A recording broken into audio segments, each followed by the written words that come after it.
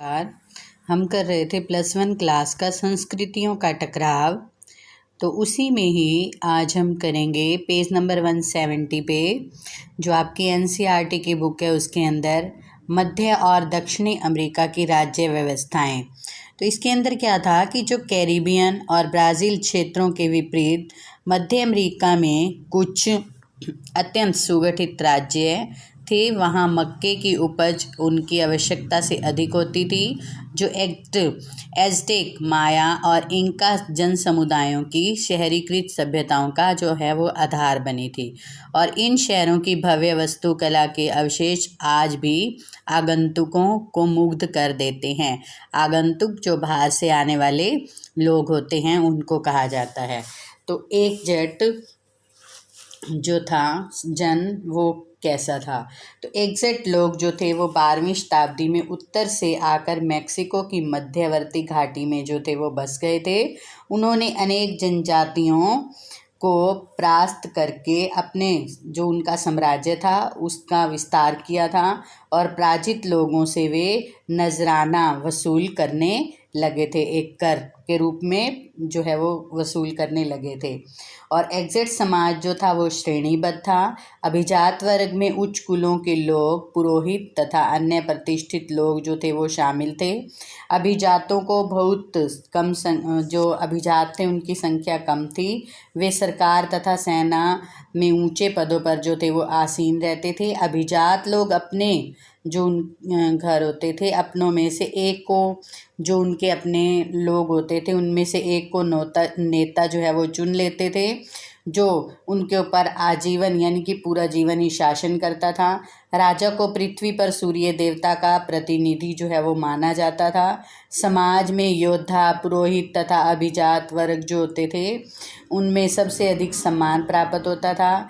व्यापारियों को भी अनेक विशेष अधिकार जो थे वो प्राप्त होते थे। सरकारी राजदूतों तथा गुप्तचरों के रूप में सेवा करने का अवसर भी उनको दिया जाता था।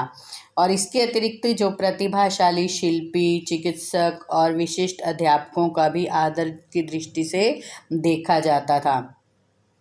एग्जिट लोग जो होते थे उनके पास भूमि की कमी होती थी, इसलिए उन्होंने भूमि उद्धार किया और उन्होंने सरकंडों की बहुत बड़ी जो चट्टाइयाँ थी उनको बुनकर और उन्हें मिट्टी तथा पत्तों से ढककर मैक्सिको झील में कृत्रिम जो थे वो द्वीप बनाए और इन्हें चिन्नाप्पा कहते थे। और यह अति उपजाऊ द्वीपों के बीच नहरें बनाई, जिन पर 1325 ईस्वी में एग्जिट राजधानी टेक्नोक्लिलान का निर्माण किया गया। यहाँ के राजमहल और जो पिरामिड झील से बाहर जो है वो झांकते हुए दिखाई देते थे। एज़टेक लोगों के सर्वाधिक भव्य मंदिर युद्ध के देवता और सूर्य भगवान को समर्पित थे।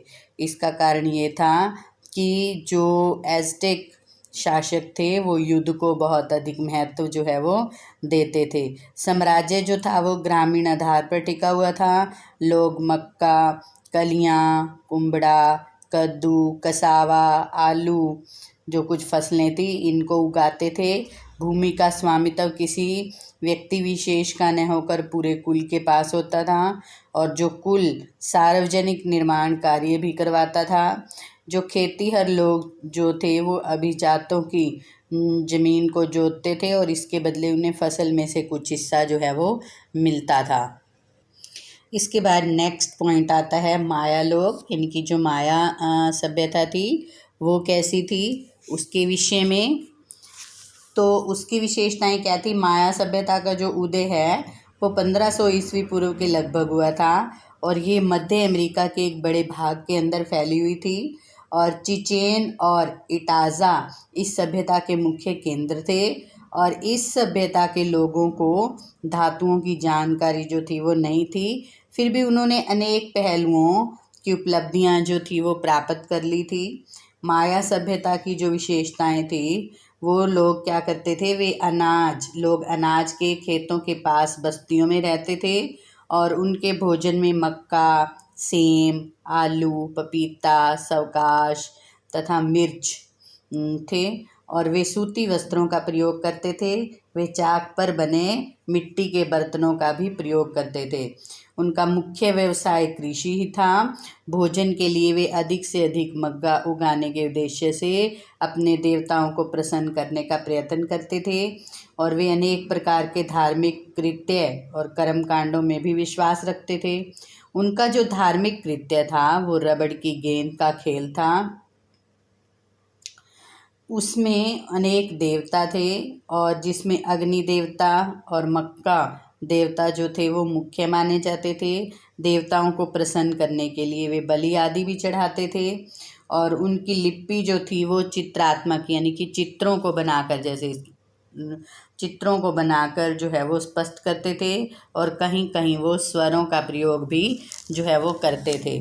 और जैसे जो उनके जो अनेक भव्य पिरामिड, चौक, जो वैद्य शिलाएँ और मंदिर जो हैं उन्होंने बनाए थे, यानी कि वे मूर्तिकला और चित्रकला में भी बड़े निपुण थे। जैसे आप इसके अंदर देख भी रहे होंगे, चित्र के अंदर आपको दिखाई दे रहा होगा। तो ऐसे ऐसे भवनों का, पिरामिड टाइप से भवनों का वो निर्माण करते थे और उन्होंने सौर पंचांग का निर्माण किया था जिसके अनुसार वर्ष में 362 दिन होते थे। उन्होंने गणित के ज्ञान, हेरोग्लिफिक लेखन तथा कागज के प्रयोग में भी निपुणता जो है वो दिखाई थी। तो ये था माया लोग। फिर इसके बाद आता है पेरू के इंका लोग। तो इसमें क्या था, जो पेरू के इंका लोग थे उनके विषय में क्या बताया जाता है कि ये लोग जो थे इस सभ्यता के निर्माता जो थे उनको इंका सभ्यता का जिन्होंने निर्माण किया था, जिसको बनाया था, उनको इंका लोग कहा जाता था। और ये 14वीं और 15वीं शताब्दियों के बीच दक्षिण अमेरिका के इंडियन क्षेत्र में अपनी सभ्यता को उन्होंने जो है वो विकसित किया था। और इंका लोगों ने विशाल साम्राज्य की स्थापना की थी जिसमें अनेक बड़े बड़े नगर थे। जो नगर इस साम्राज्य का मुख्य केंद्र था, कौन सा, कुज्को नगर जो था वो इस साम्राज्य का मुख्य केंद्र था। सारा साम्राज्य जो था वो 4 भागों के अंदर बटा हुआ था और प्रत्येक भाग का कोई कुलीन पुरुष जो होता था वो शासक होता था। उन्होंने नगरों में भव्य किलों, सड़कों और मंदिरों का निर्माण करवाया था। वे सीढ़ीदार खेत बना करके मक्का, आलू, शकरकंद आदि की जो है वो खेती करते थे। अनाज को बड़े बड़े सरकारी गोदामों में जो है वो सुरक्षित रखा जाता था और जब संकट का समय होता था तो उस अनाज का प्रयोग किया जाता था। कुछ लोगों ने मिट्टी के बर्तन बनाने का, कपड़ा बनाने का और लामा तथा अल्पाका से ऊन प्राप्त करने के व्यवसाय को भी अपनाया था। और इंका के लोग जो थे वो सोने, चांदी और तांबे को गलाकर उसके आभूषण भी बनाते थे और जो अस्त्र शस्त्र चलाने के लिए वो कांसा का प्रयोग भी करते थे। और उन्होंने चिकित्सा तथा शल्य चिकित्सा के क्षेत्र में भी बहुत उन्नति जो है वो की थी। और 16वीं शताब्दी के मध्य तक अमेरिका में जो है वो इन सभ्यताओं का अंत हो गया था। तो इस में जैसे जो आपकी NCERT बुक है उसके अंदर बहुत अच्छे से ये सब दिया हुआ है। आप उसमें से इसको, मैंने इसकी मुख्य जो बातें थी वो आपको सारी बता दी। आप इसको डीप जो है बिल्कुल अच्छे से जब NCERT की बुक से पढ़ोगे तो आपको क्लियर हो जाएगा। और फिर भी अगर आपको क्लियर नहीं होता तो आपकी सैटरडे को जूम मीट होती है, आप उसे अटेंड करें और उसके अंदर आपको कोई भी प्रॉब्लम आ रही है किसी भी चैप्टर में तो आप उसमें पूछ सकते हैं। आपकी अटेंडेंस जो है वो भी अब जूम मीट के द्वारा ही जो है वो ली जाएगी।